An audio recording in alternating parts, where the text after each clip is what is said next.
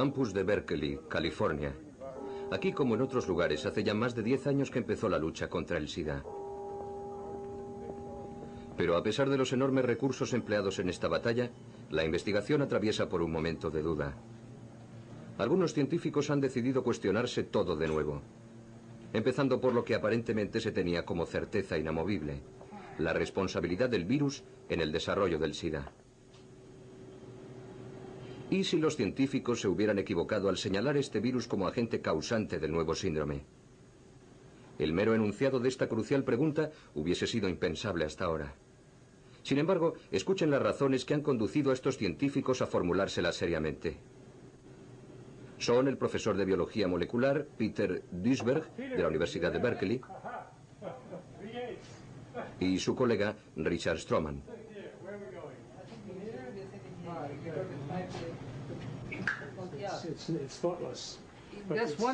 Por haber dicho lo que ustedes van a oír ahora, estos dos investigadores han sido tachados de inconscientes. Sin embargo, forman parte de la élite científica norteamericana. Yo no creo que se haya descubierto aún la causa del SIDA. Desde luego que no. Si se hubiera descubierto, a lo largo de estos 10 últimos años hubiéramos avanzado enormemente en su tratamiento y en su prevención. Pero no ha ocurrido así. Se están descubriendo muchas cosas acerca del VIH.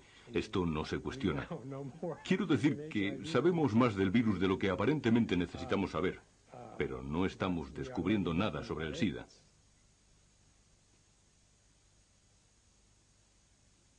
SIDA, la duda.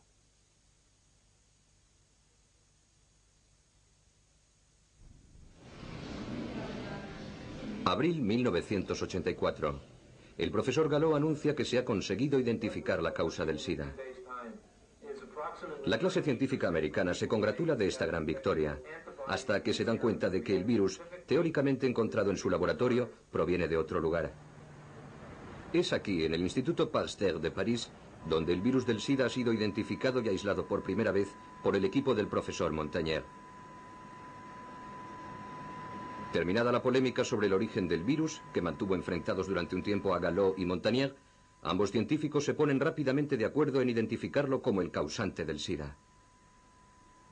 Bien, yo creo que hay que ser cauteloso en este tema. Me parece que lo prudente es que mantengamos la duda. La duda es un hecho científico. No hay dogmas en la ciencia. De cualquier manera, yo no creo que al decir que el VIH es la causa del SIDA esté enunciando un dogma religioso. Mi opinión es que se trata de una afirmación basada en datos. Datos que actualmente son numerosos y que a medida que pasa el tiempo van en aumento. Cada vez es más pequeño el número de personas que rechaza estos datos. Hay que estar ciego, sordo y mudo para no aceptar que este virus está efectivamente asociado al SIDA.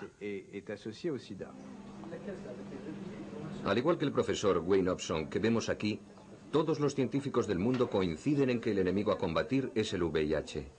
Todos menos uno. Peter Duisberg se opone con argumentos a la hipótesis oficial de que el VIH es la causa del SIDA. Entiendo que Duisberg planteara este tema en su momento, porque entonces aún no existía una toma de conciencia general de que todavía no disponíamos de los elementos suficientes para afirmar que esto era así. Pero yo nunca estuve de acuerdo con Duisberg. Para mí los hemofílicos y los niños infectados eran prueba suficiente. Además estaba la cuestión del SIDA en los monos. Pero él planteó el asunto y una de dos. O le respondíamos o le ignorábamos. La actitud de la comunidad científica despreció en cierto modo a Duisberg porque, en vez de responderle con argumentos científicos, reaccionó escandalizándose. ¿Pero esto qué es? ¿Cómo se puede decir una cosa así en nuestros tiempos? A partir de 1987, la polémica planteada por Duisberg sobre la implicación del VIH en el SIDA se debatió en la prensa científica. Pero las escasas respuestas aportadas por sus colegas no le hicieron cambiar de opinión. Aún hoy, él opina que no está suficientemente probada la implicación del VIH en el SIDA. El VIH que vemos en estas imágenes pertenece a un determinado tipo de virus, los llamados retrovirus, que Duisberg lleva estudiando desde hace más de 30 años.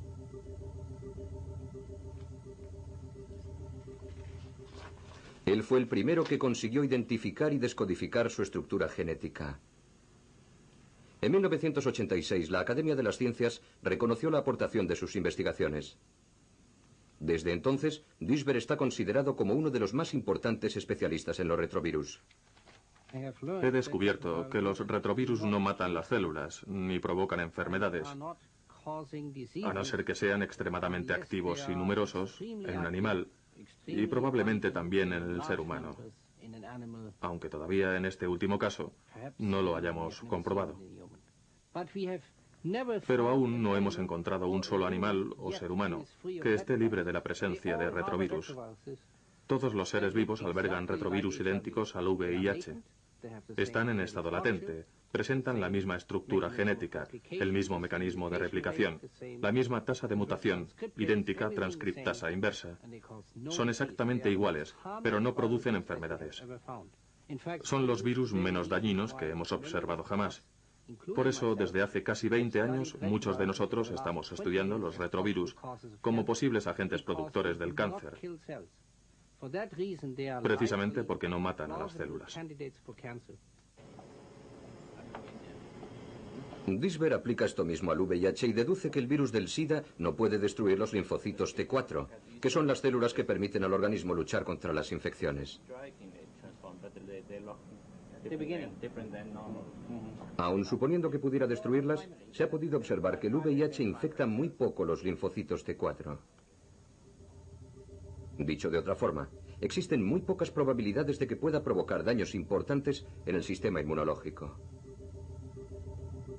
Además, entre el momento de la infección por el virus del SIDA y la aparición de los primeros síntomas de la enfermedad, transcurre un periodo de tiempo que puede llegar a ser de 5 a 10 años o incluso más, lo que demuestra que es un virus de comportamiento absolutamente atípico.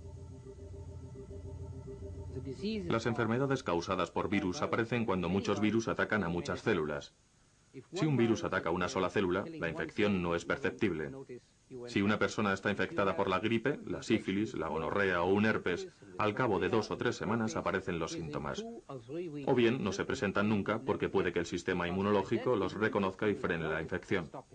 Por eso pasamos por un periodo de latencia de 1, 2 o 3 semanas, a veces solo de días, porque el virus necesita reproducirse en gran número en nuestro organismo para matar células. Entonces es cuando nos ponemos enfermos. No hay ninguna explicación lógica para aceptar el hecho de que una persona que se infecta hoy consiga neutralizar el virus con su sistema inmunológico y se convierta en seropositiva y desarrolle la enfermedad 10 años después. El virus entra en acción antes de que lo haga el sistema inmunológico. Si el virus fuera el responsable, la enfermedad aparecería mucho antes, no 10 años después. El último argumento de Duisberg se basa en la presencia de los anticuerpos en la sangre. Según él, deben considerarse como los restos de la batalla entre el organismo y el VIH. La prueba de que el virus ha sido vencido. Para Duisberg no hay ninguna duda. El virus es inocente. No hay ningún precedente, ni uno solo en la historia de la microbiología, de que un microbio inactivo, latente o no detectable, origine una enfermedad. ¿No se ha encontrado ningún virus activo? En la mayoría de los pacientes afectados por el SIDA, ninguno. Solamente anticuerpos. Esa es la razón por la cual algunos microbiólogos tan renombrados como Gallo y Robin Weiss no hayan conseguido aislar el virus del SIDA en los pacientes. ¿Y en los nódulos linfáticos? Tampoco. Lo han intentado durante varios años, pero lo único que han conseguido es el virus de Montagnier. No lo han encontrado porque no hay nada que encontrar. Está claro. Tras 10 años de polémica, Duisberg mantiene su postura. Según él, todavía no hay nada que pruebe la relación entre el VIH y el SIDA. Y mientras que no se produzca una demostración científica, no cambiará de opinión. La actitud de Duisberg ha llevado a otros investigadores a replantearse el protagonismo del virus en la enfermedad. Como en el caso del profesor Harry Ruben, pionero también del análisis de los retrovirus. Muchos de los especialistas más importantes de hoy en día han sido alumnos suyos. Solo me gustaría apuntar que, a diferencia de lo que ocurre con otros virus, en el caso del VIH no hay una evidencia que permita su identificación exacta. No descarto que pueda tener cierto protagonismo, pero esto no significa necesariamente que sea la principal o la única causa existente. En cualquier caso, no ha sido probado científicamente. Las dudas planteadas por los heterodoxos del SIDA no siempre han quedado sin respuesta. Sin embargo, el debate ha sobrepasado el ámbito estrictamente científico y ha llegado a convertirse en una polémica casi religiosa, anatemizadora para los que no participan de las tesis oficiales. Los disidentes excluidos del debate científico se han agrupado en torno al profesor de bioquímica Charles Thomas, con la intención de hacerse oír.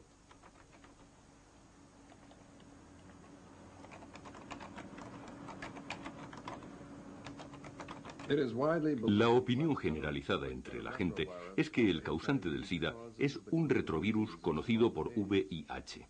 Sin embargo, muchos científicos biomédicos ponen en duda esta hipótesis. Nosotros proponemos que un grupo de científicos independientes pondere de manera exhaustiva todas las pruebas existentes a favor y en contra de esta posibilidad. También proponemos que se efectúen estudios epidemiológicos críticos. Hemos enviado nuestra propuesta a varias publicaciones científicas, pero ninguna la ha publicado, a pesar de que iba avalada por la firma de casi un centenar de prestigiosos investigadores.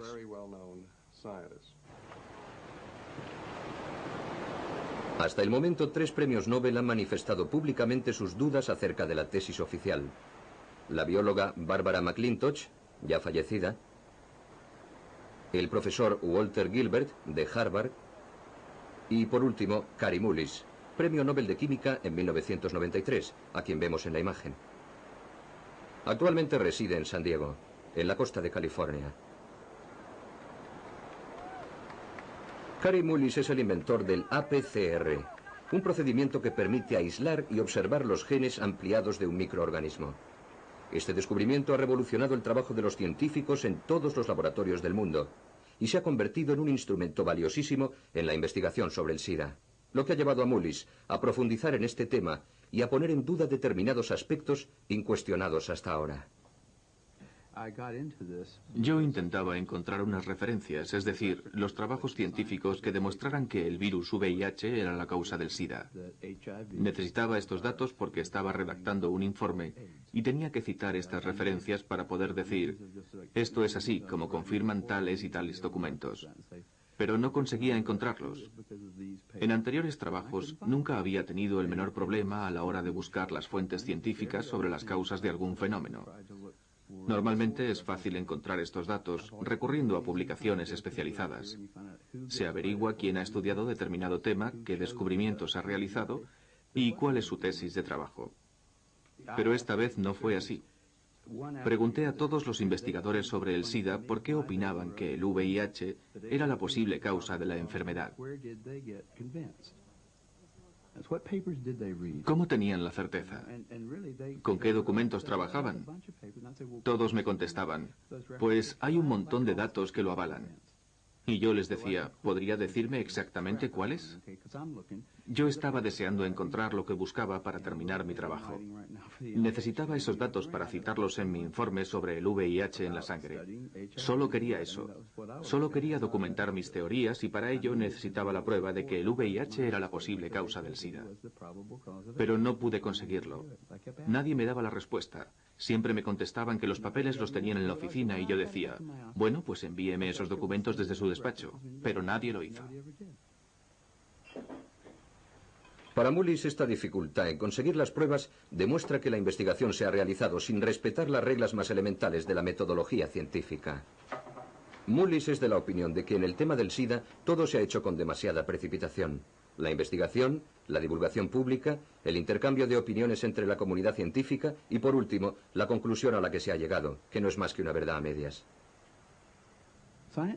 Normalmente la ciencia no suele discurrir por esos caminos. Cuando se quiere afirmar algo, hay que experimentarlo previamente para obtener unos resultados. Hay que estudiar el tema con detenimiento y preguntarse si hay algo en lo que nos hayamos podido equivocar. Si es así, conviene realizar un nuevo experimento para comprobar los datos. Las ruedas de prensa deben convocarse después de concluir este proceso. Esta es la manera de establecer las evidencias científicas. En el caso del SIDA, efectivamente se convocó una conferencia de prensa en la que se afirmó: el VIH es la causa del SIDA. El Centro de Control de Enfermedades en Atlanta se hizo eco de estas palabras añadiendo: cuidado, el VIH es un organismo peligroso. Si lo encuentran en un paciente que presenta determinado tipo de síntomas, deben informarnos. Y se lo comunicaron a todos los médicos. Sin embargo, no explicaron por qué lo sabían. Se convirtió en una verdad con demasiados interrogantes, pero no puede considerarse en modo alguno una verdad científica. Mullis opina que se han realizado suficientes estudios sobre el SIDA. Sin embargo, aún no tenemos los datos necesarios para confirmar que el VIH es su agente causante. Necesitamos una evidencia científica que demuestre la certeza de esta hipótesis.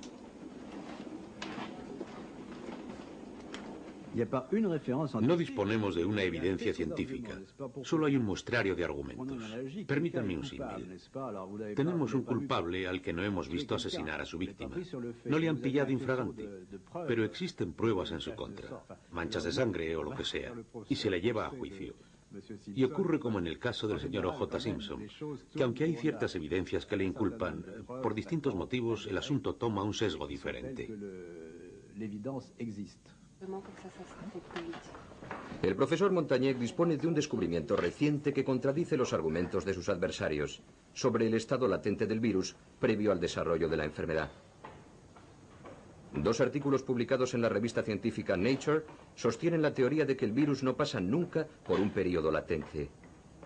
Desde que el individuo se infecta, el VIH y el sistema inmunológico libran una batalla encarnizada. Batalla que finaliza con la victoria del virus. John Maddox, redactor jefe de la revista, ha pedido a Duisberg, a Mullis y a los que rechazan el protagonismo del VIH en el SIDA que reconozcan públicamente su equivocación.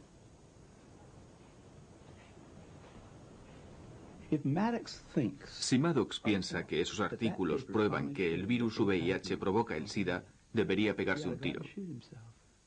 Nunca ha aceptado las hipótesis alternativas de las personas como yo. Siempre ha mantenido una opinión cerrada.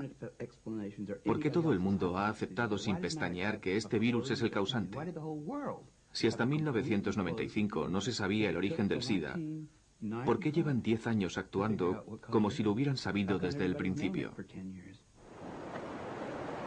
A pesar de los artículos de Nature, Mullis mantiene su postura no solamente por lo que acaba de explicar, sino fundamentalmente porque estos trabajos no aportan, según su opinión, ninguna luz sobre el papel del virus en la destrucción del sistema inmunológico.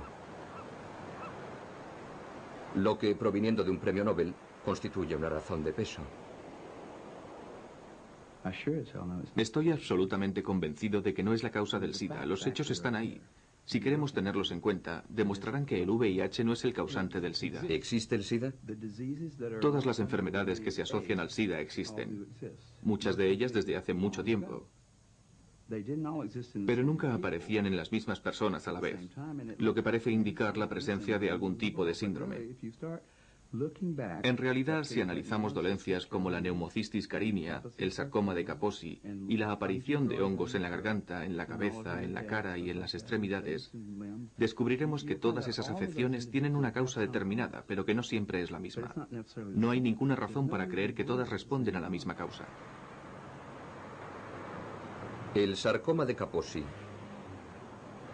A principios de los años 80, cuando aparecieron los primeros casos de SIDA en San Francisco, los homosexuales infectados presentaban un tipo de cáncer de piel muy poco común, el sarcoma de Kaposi. Esta enfermedad se manifiesta por la proliferación de manchas marrones por todo el cuerpo.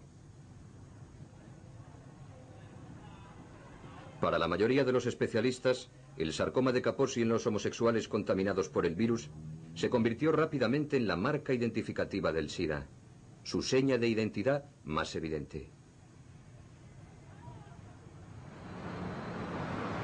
Sin embargo, hasta el momento nadie ha podido establecer de forma clara el papel del virus en la aparición del sarcoma de Kaposi. Es más, se ha descubierto un nuevo agente, otro posible culpable.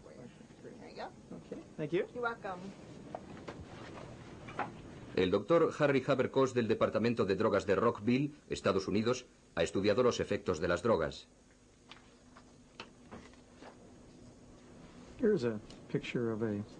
Él ha sido uno de los primeros en establecer una posible relación entre la aparición del sarcoma de Kaposi y el popper, una droga afrodisíaca muy extendida entre los homosexuales hasta los años 90.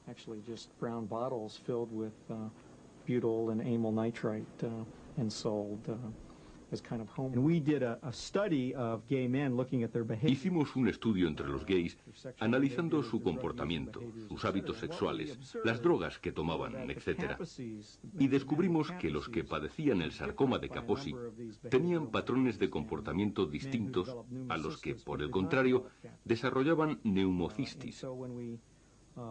Y descubrimos que la diferencia radicaba en la utilización o no del popper.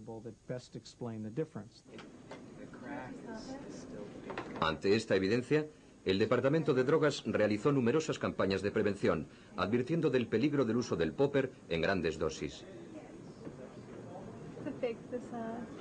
Posteriormente fue prohibida la venta del popper, y el resultado se ha visto reflejado en los últimos estudios epidemiológicos. En los últimos años se ha producido un notable descenso en la aparición del sarcoma de Kaposi, tanto en términos absolutos como porcentuales. ¿A qué es debido? Bueno, yo creo que guarda relación con la inhalación de nitrato. Últimamente ha descendido el uso de este producto. Sin embargo, no sabemos si se ha producido una disminución del virus entre estas personas. Tampoco hemos podido probar con exactitud la relación con los herpes.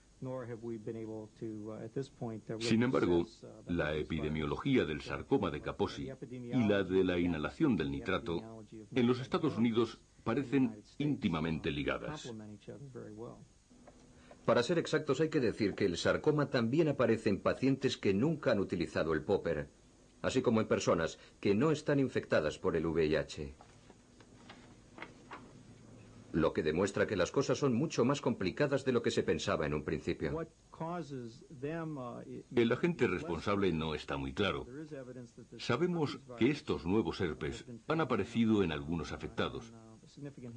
Y también conocemos su relación con el popper.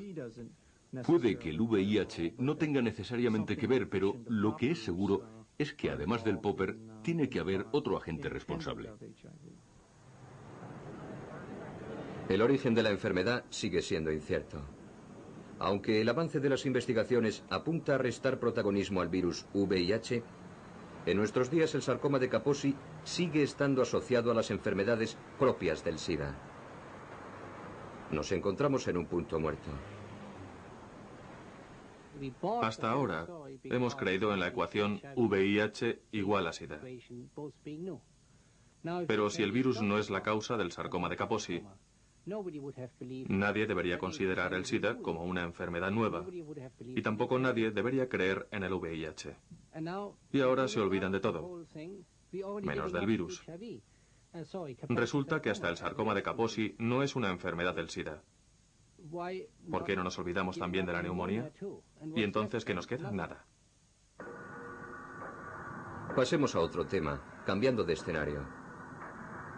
Recordemos este anuncio publicitario de 1987.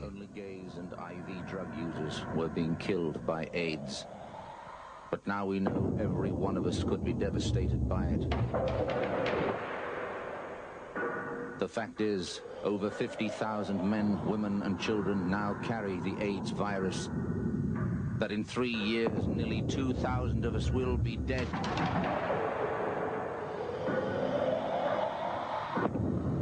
That if not stopped, it could kill more Australians than World War II. Sin embargo, hasta el momento en Australia se han detectado menos de 10.000 casos de SIDA, en vez de los 50.000 que preveía el anuncio. Fundamentalmente homosexuales y toxicómanos. No queremos quitarle importancia a la enfermedad, ni señalar acusadoramente a los grupos de riesgo. Afortunadamente, a veces, las previsiones se equivocan. En Francia, Alemania y otros países europeos, la epidemia se ha estabilizado. Incluso comienzan a aparecer síntomas de receso. No se ha producido la anunciada generalización de la enfermedad entre los heterosexuales. Seguramente han influido las campañas de prevención, pero también existen otras razones. Las cepas microbianas existentes en Europa no presentan una capacidad de transmisión poderosa entre los heterosexuales, por lo que no se ha producido un contagio masivo. Lo ha habido en cierta medida entre las mujeres, fundamentalmente entre las drogodependientes y las que tenían parejas bisexuales. Pero no ha habido una reacción en cadena. Podemos concluir que no ha existido una transmisión generalizada en la población heterosexual. Y creo que no se producirá. Puedo citar como ejemplo el caso de las prostitutas. Las encuestas demuestran que solamente se han infectado un 2 o un 3% de ellas y que este porcentaje no va en aumento, excepto en el caso de las toxicómanas. Los estudios epidemiológicos realizados sobre las prostitutas no toxicómanas en las grandes ciudades europeas confirman las conclusiones del profesor Montagnier. De hecho, en algunas ciudades europeas no se han encontrado prostitutas seropositivas. Si partimos de la base lógica de considerar a las prostitutas como el grupo de mayor riesgo entre la población heterosexual, podemos deducir que el contagio por el virus del SIDA entre el resto de los heterosexuales será aún menor.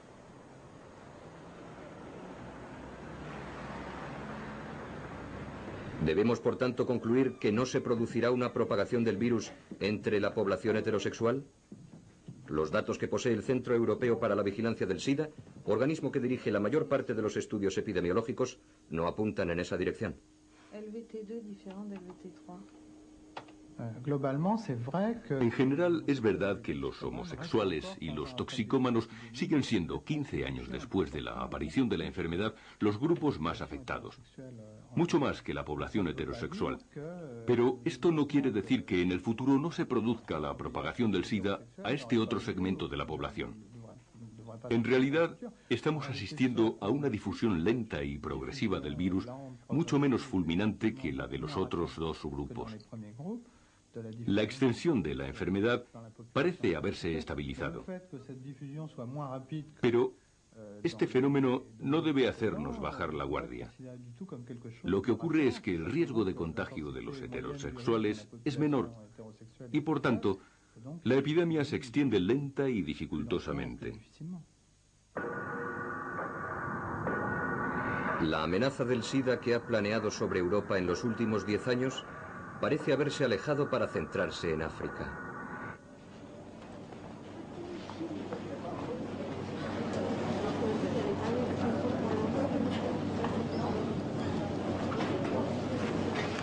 Desde allí, desde el otro lado del Sáhara, nos llegan imágenes espeluznantes que no permiten albergar la menor duda.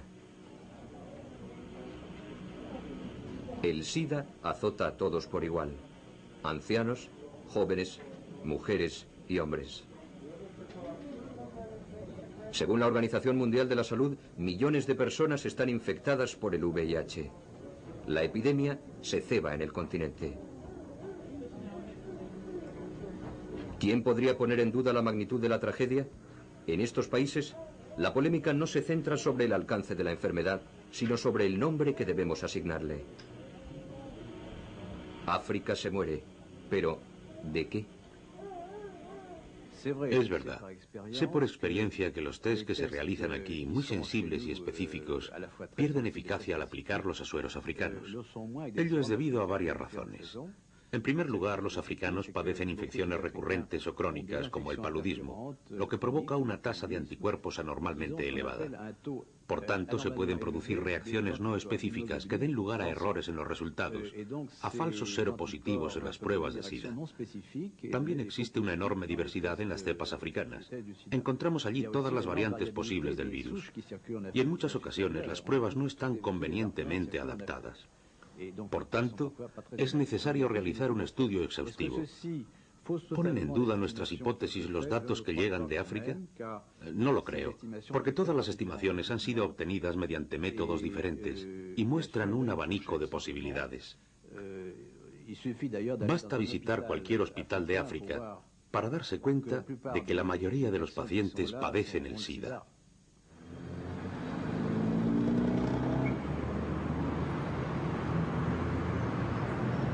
Partiendo de estos mismos datos, una publicación británica ha expuesto unas conclusiones radicalmente distintas. En octubre de 1993, el Sunday Times publicó un reportaje encabezado por un titular sensacionalista: El mito del SIDA en África. Neville Hodgkinson, su autor, periodista especializado en temas científicos, plantea nuevos interrogantes tras visitar África Central en 1993. En su opinión, hay algo que no encaja en la versión oficial. ¿Está África realmente enferma de SIDA? No si definimos el SIDA como una nueva enfermedad infecciosa. África sufre y se muere debido a la malnutrición, al resurgimiento de la malaria, a la tuberculosis.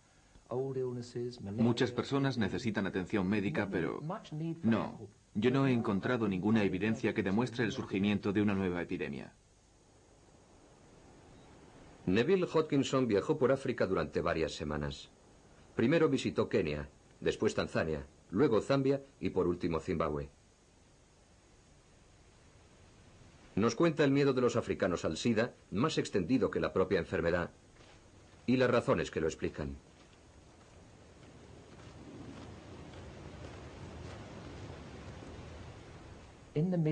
A mediados de los años 80 llegaron los científicos americanos con los nuevos test del SIDA y empezaron a aplicarlos a grandes grupos de población. Observaron que casi el 50% de las personas estudiadas daban positivo en las pruebas. Y proclamaron: el VIH está aquí desde hace muchos años. África está a punto de sucumbir a la mayor epidemia de la historia. Y claro, crearon un clima de auténtico pánico. El terror está presente en todas partes, y de forma infundada, según escribe Neville. Él no ha visto el SIDA. No lo ha encontrado en las aldeas diezmadas por la malaria, ni en los cementerios improvisados para hacer frente a la hecatombe. África se muere, como siempre, a causa de algo que no tiene nada que ver con una nueva enfermedad que en Occidente llamamos SIDA. Cuando llegué a África, lo primero que me sorprendió fue no encontrar esos hospitales atestados de enfermos de SIDA, esos pueblos arrasados por la enfermedad de los que tanto se había escrito. Pero cuando preguntaba de qué se estaban muriendo, siempre me contestaban: de SIDA. Yo decía: bien, ¿pero de qué enfermedad? Porque el SIDA es un síndrome de inmunodeficiencia. Y me contestaban: bueno, este paciente tiene tuberculosis, este otro una diarrea crónica y este malaria. Había muchas enfermedades diferentes: fiebres, diarreas, todas las que ha habido siempre en África y que ahora los médicos han rebautizado como SIDA, debido al miedo que provocaron los test que se realizaron en su día. ¿Es posible que se haya cometido un error de tal magnitud? Hoy en día muchos investigadores se han planteado la misma pregunta. El profesor Issex, un científico norteamericano, ha realizado recientemente un estudio en Zaire en el que muestra que las personas afectadas por la lepra, no por el VIH, reaccionan positivamente a las pruebas del SIDA. Paradójico. Issex resalta que los resultados de los test deben ser interpretados con suma cautela cuando se trata de pacientes infectados por enfermedades micobacterianas, como por ejemplo la lepra y la tuberculosis. Afirma que los test no son un elemento suficiente para diagnosticar el SIDA en las regiones de África Central donde dichas enfermedades están muy extendidas, es decir, casi todo el continente. Es una pésima noticia, porque la tuberculosis y la lepra están absolutamente extendidas por toda África. Pero como siempre que informamos sobre esto, ningún científico especializado se ha hecho eco de nuestras palabras. Pretenden seguir adelante como si nada hubiera ocurrido.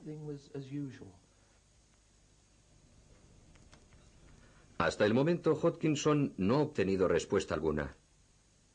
Ni por parte de los periodistas que están en desacuerdo con él, ni por parte del propio profesor Issex.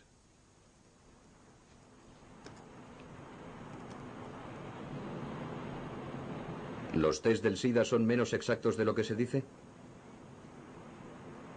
Aquí, en Australia, un equipo de investigadores de Perth ha realizado un estudio exhaustivo sobre este tema. Y precisamente en este hospital.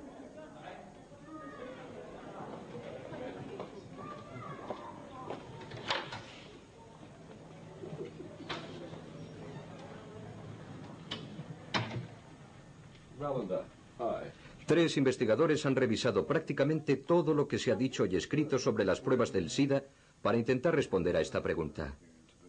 ¿Un test positivo prueba de forma inequívoca el contagio por el virus del SIDA? El resultado de su trabajo sobre el Western Blot, el test teóricamente más fiable de todos los existentes, fue publicado en 1993 en la revista Biotechnology. Hay muchos datos que demuestran que el test ha sido considerado fiable antes de haber sido convenientemente comprobado. Este es el punto clave de nuestro trabajo. Se ha puesto en tela de juicio la fiabilidad del test. Quizá estemos dando por buenos unos resultados inciertos. Debemos recordar que el test jamás detecta el propio virus, sino los anticuerpos que han reaccionado a la presencia del virus en el organismo. ¿En qué consiste el test del SIDA? Se desarrolla en dos etapas. La primera es el test ELISA. Si el resultado es positivo, debe ser obligatoriamente confirmado por una segunda prueba, el test de Western Blot. El Western Blot consiste en una bandeja sobre la que han sido fijadas las diferentes proteínas del virus. Dicha bandeja se pone en contacto con el suero del paciente. Si el suero contiene anticuerpos contra el virus, las proteínas aparecen en forma de bandas negras. El test es positivo cuando la bandeja presenta varias bandas negras. Hasta aquí todos de acuerdo, pero posteriormente las cosas se complican porque los criterios valorativos cambian de un país a otro. Francia no tiene los mismos criterios que los Estados Unidos para aceptar una prueba positiva. Dichos baremos varían también en Australia o en África.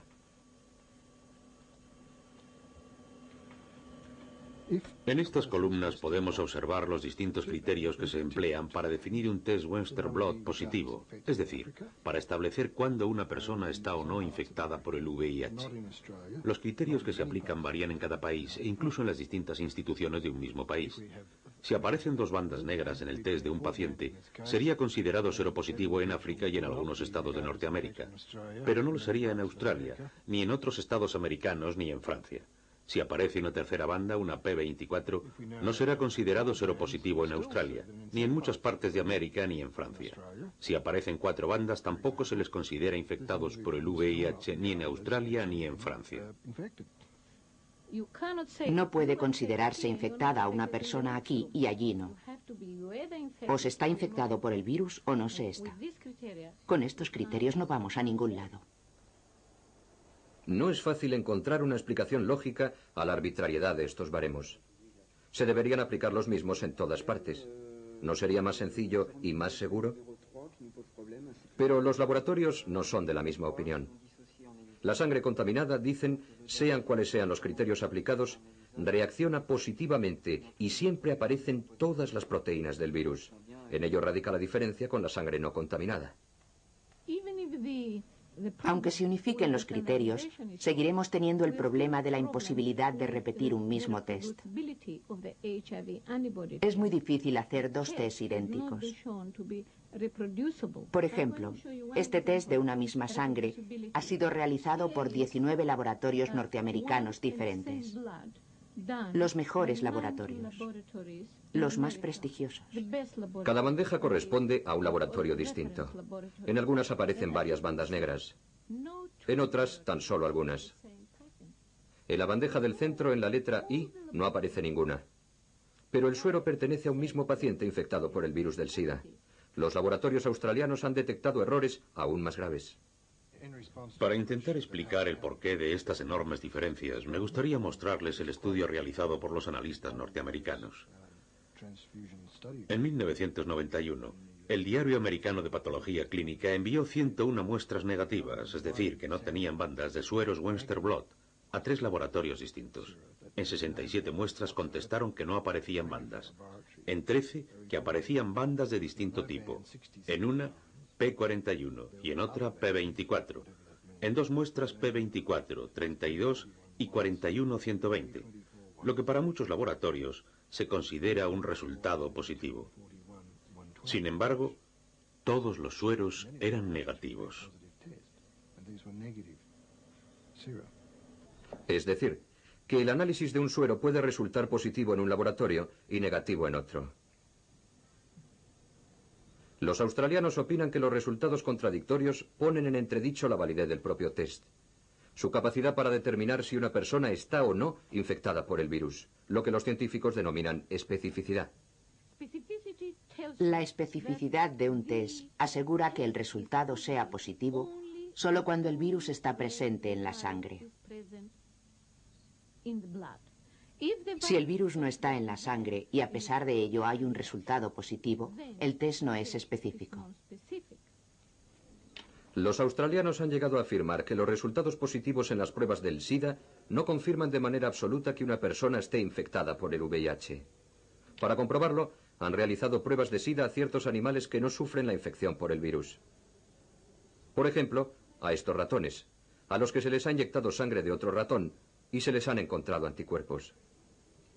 También a estos perros. De los 144 perros utilizados, la mitad presentó los mismos resultados que los ratones. Se han realizado pruebas a partir de sueros extraídos en 1968 a indios amazónicos. Muchas de ellas dieron resultados positivos a pesar de que en esas tribus no se ha producido nunca ni un solo caso de SIDA. Lo mismo ocurre entre algunas poblaciones de ciertas regiones de África. Los virólogos que trabajan con el virus del SIDA están acostumbrados a este tipo de reacciones falsas. Están provocadas por la presencia de anticuerpos distintos a los que reaccionan contra el virus del SIDA. Los australianos están convencidos de ello y plantean además otra cuestión. ¿Cómo determinar con exactitud si un paciente cuyas pruebas han sido positivas está realmente infectado por el VIH y no por otra cosa? Ahora sabemos que los homosexuales, los consumidores de drogas y los hemofílicos, los grupos de riesgo más importantes, al estar expuestos a agentes externos, tienen más capacidad para desarrollar diversos tipos de anticuerpos. En estos casos, es imprescindible conocer la especificidad del test. Es muy posible que este test no indique la infección del virus VIH en ninguna de estas personas. Lo que significa es que hay una falta de uniformidad en la interpretación de los tests, una falta de uniformidad en la comprensión de la naturaleza del test y una falta de uniformidad en la apreciación de los efectos de la enfermedad. Hasta que no se solucionen estos problemas, no debemos considerar el mecanismo del virus como el causante del SIDA. La mayor parte de los científicos cree que los problemas que surgen en la interpretación de las pruebas son muy escasos. Además, para evitar errores, se realizan numerosos controles de calidad. La duda planteada desde hace ya más de 10 años por los investigadores que aparecen en este reportaje ha comenzado a socavar las verdades oficiales. También ha anidado en el seno de la comunidad científica. En esos círculos, la polémica está sobre el tapete, con menor virulencia ciertamente que en casos anteriores. La ecuación VIH igual a SIDA ha sido revisada a la luz de los nuevos descubrimientos sobre la enfermedad, y este proceso se ha visto reflejado en la prensa. Todo hubiera sido muy sencillo si, tras descubrir el virus del SIDA, hubiéramos descubierto un medicamento antirretrovírico que frenara la enfermedad y curara al paciente. Pero en realidad nos dimos cuenta de que las cosas eran mucho más complicadas. Una sustancia que in vitro era capaz de frenar la reproducción del virus del SIDA no servía para bloquear la enfermedad en los pacientes. Había que seguir buscando. Había que intentar llegar a comprender por qué la epidemiología del SIDA no es igual en los países industrializados que en los países en vías de desarrollo, en África o en Asia. Por tanto, había que intentar dar respuesta a muchos interrogantes, y la presencia del virus no explicaba por sí misma todos ellos.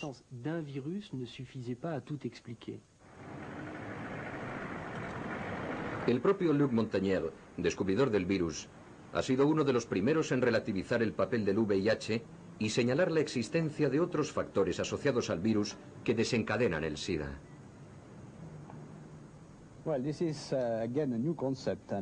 Nos encontramos en San Francisco en 1990, en un momento muy importante en el que se estaba celebrando la 6ª Conferencia Internacional sobre el SIDA. Durante dicha conferencia, Luc Montagnier afirmó que el VIH podía no ser la única causa del SIDA. Para el virólogo Pasteur, el VIH tiene un cómplice, el micoplasma. Sin este acompañante, el virus no puede actuar. El tiempo no ha dado la razón a Montagnier. Hoy en día el profesor tiene una actitud más flexible, pero en el fondo no ha cambiado de opinión. Puedo decirle que tenemos argumentos muy sólidos para afirmar que junto a otros factores infecciosos conocidos, los virus y las bacterias, poseen también las propiedades necesarias para desempeñar un papel importante en el SIDA. Ahora se trata de averiguar el papel del micoplasma, su interacción con el virus. ¿Precede a la infección viral y se extiende a causa de la inmunodepresión provocada por el virus? ¿O bien se produce una infección simultánea porque el micoplasma, que probablemente también se transmite por vía sexual, puede contagiarse al mismo tiempo que el virus? ¿Qué papel desempeña en el desarrollo de la enfermedad? Por ahora no tenemos una respuesta. Los últimos descubrimientos realizados en el laboratorio apuntan a la idea de que el micoplasma puede tener un papel muy importante en el desarrollo del SIDA. Sin embargo, a pesar de las últimas aportaciones, para la comunidad científico-médica, el virus VIH sigue siendo el principal culpable.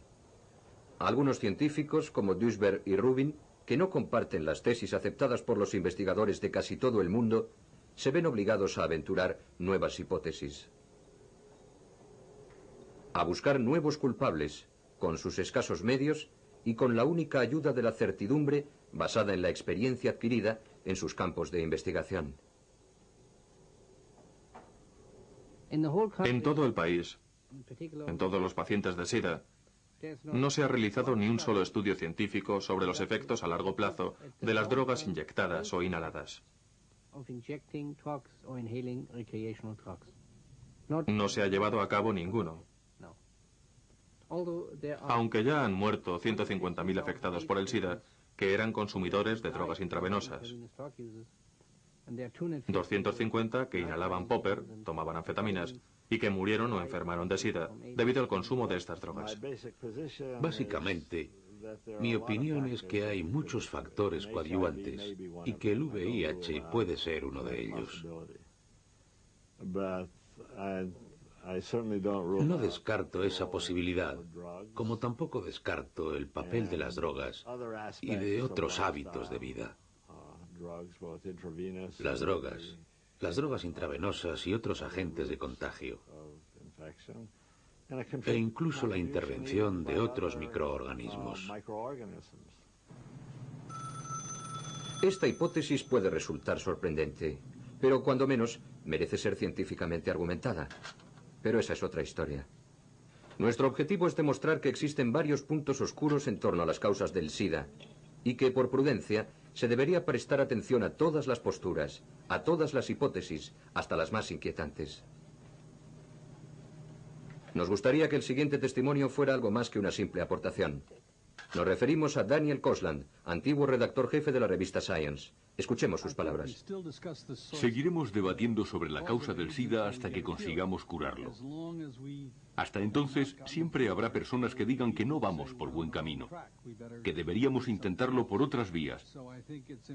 No creo que consigamos evitar que pongan en tela de juicio nuestro trabajo hasta que encontremos la solución. Cuando ésta aparezca, el debate habrá llegado a su fin. ¿Considera positivo que personas como Duisberg y otros mantengan abierta la polémica?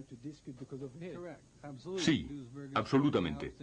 Aunque Duisberg ha hecho afirmaciones con las que no está de acuerdo la mayoría de la gente, es importante que se conozcan para demostrar que no somos un búnker apegado a una verdad absoluta. Es el único camino posible.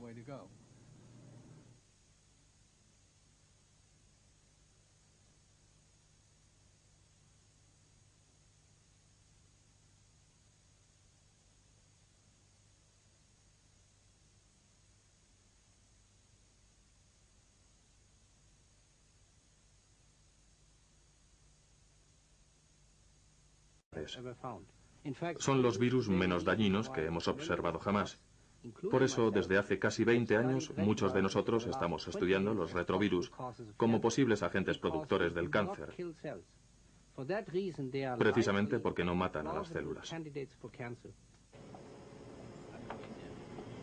Disber aplica esto mismo al VIH y deduce que el virus del SIDA no puede destruir los linfocitos T4, que son las células que permiten al organismo luchar contra las infecciones.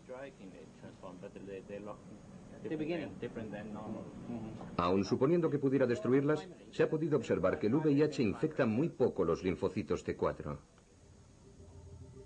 Dicho de otra forma, existen muy pocas probabilidades de que pueda provocar daños importantes en el sistema inmunológico. Además, entre el momento de la infección por el virus del SIDA y la aparición de los primeros síntomas de la enfermedad, transcurre un periodo de tiempo que puede llegar a ser de 5 a 10 años o incluso más, lo que demuestra que es un virus de comportamiento absolutamente atípico. Las enfermedades causadas por virus aparecen cuando muchos virus atacan a muchas células. Si un virus ataca a una sola célula, la infección no es perceptible. Si una persona está infectada por la gripe, la sífilis, la gonorrea o un herpes, al cabo de 2 o 3 semanas aparecen los síntomas. O bien no se presentan nunca porque puede que el sistema inmunológico los reconozca y frene la infección. Por eso pasamos por un periodo de latencia de 1, 2 o 3 semanas, a veces solo de días, porque el virus necesita reproducirse en gran número en nuestro organismo para matar células. Entonces es cuando nos ponemos. Los investigadores han sido tachados de inconscientes. Sin embargo, forman parte de la élite científica norteamericana. Yo no creo que se haya descubierto aún la causa del SIDA. Desde luego que no. Si se hubiera descubierto, a lo largo de estos 10 últimos años hubiéramos avanzado enormemente en su tratamiento y en su prevención. Pero no ha ocurrido así. Se están descubriendo muchas cosas acerca del VIH. Esto no se cuestiona. Quiero decir que sabemos más del virus de lo que aparentemente necesitamos saber, pero no estamos descubriendo nada sobre el SIDA.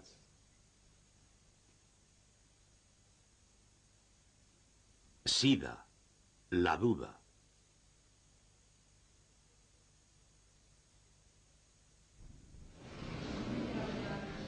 Abril 1984. El profesor Gallo anuncia que se ha conseguido identificar la causa del SIDA. La clase científica americana se congratula de esta gran victoria, hasta que se dan cuenta de que el virus, teóricamente encontrado en su laboratorio, proviene de otro lugar.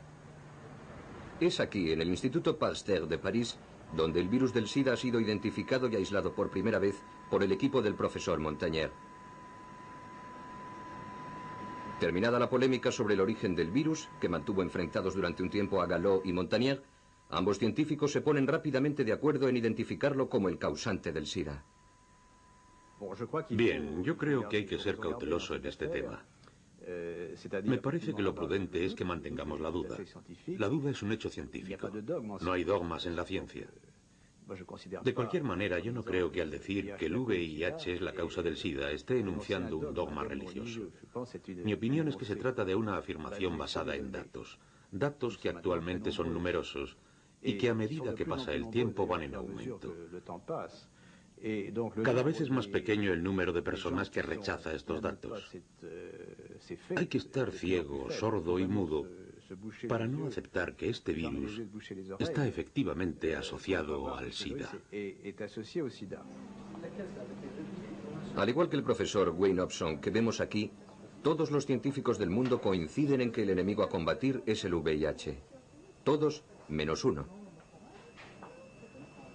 Peter Duesberg se opone con argumentos a la hipótesis oficial de que el VIH es la causa del SIDA.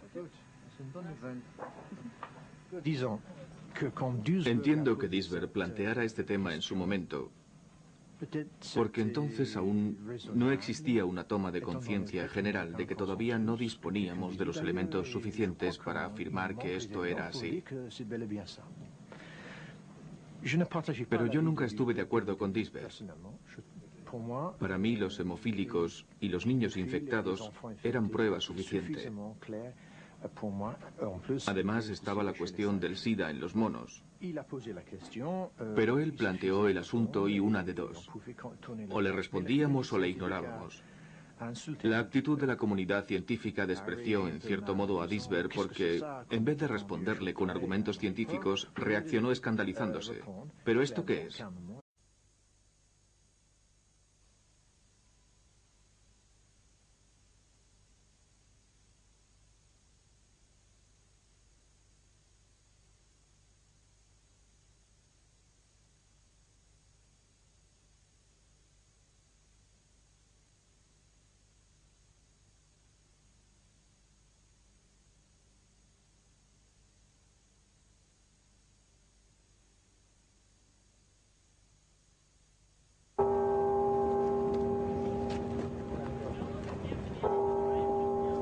Campus de Berkeley, California. Aquí, como en otros lugares, hace ya más de 10 años que empezó la lucha contra el SIDA.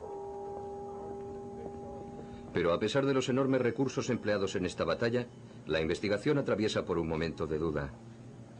Algunos científicos han decidido cuestionarse todo de nuevo, empezando por lo que aparentemente se tenía como certeza inamovible: la responsabilidad del virus en el desarrollo del SIDA.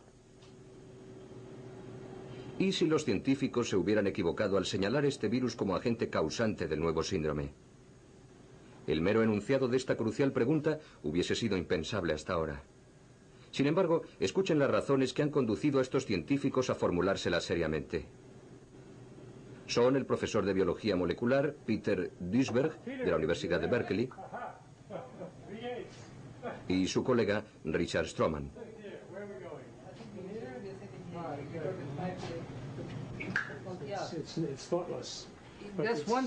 Por haber dicho lo que ustedes van a oír ahora, estos dos investigadores... ¿Cómo se puede decir una cosa así en nuestros tiempos? A partir de 1987, la polémica planteada por Duisberg sobre la implicación del VIH en el SIDA se debatió en la prensa científica. Pero las escasas respuestas aportadas por sus colegas no le hicieron cambiar de opinión. Aún hoy, él opina que no está suficientemente probada la implicación del VIH en el SIDA.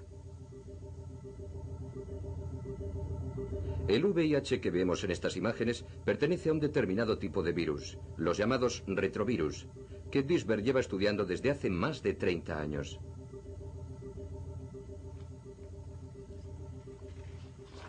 Él fue el primero que consiguió identificar y descodificar su estructura genética.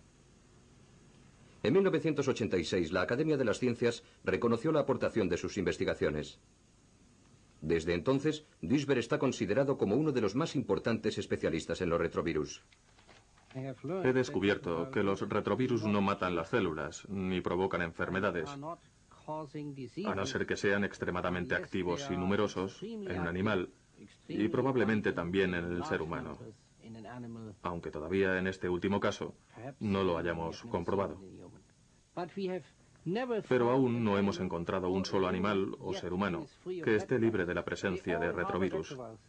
Todos los seres vivos albergan retrovirus idénticos al VIH.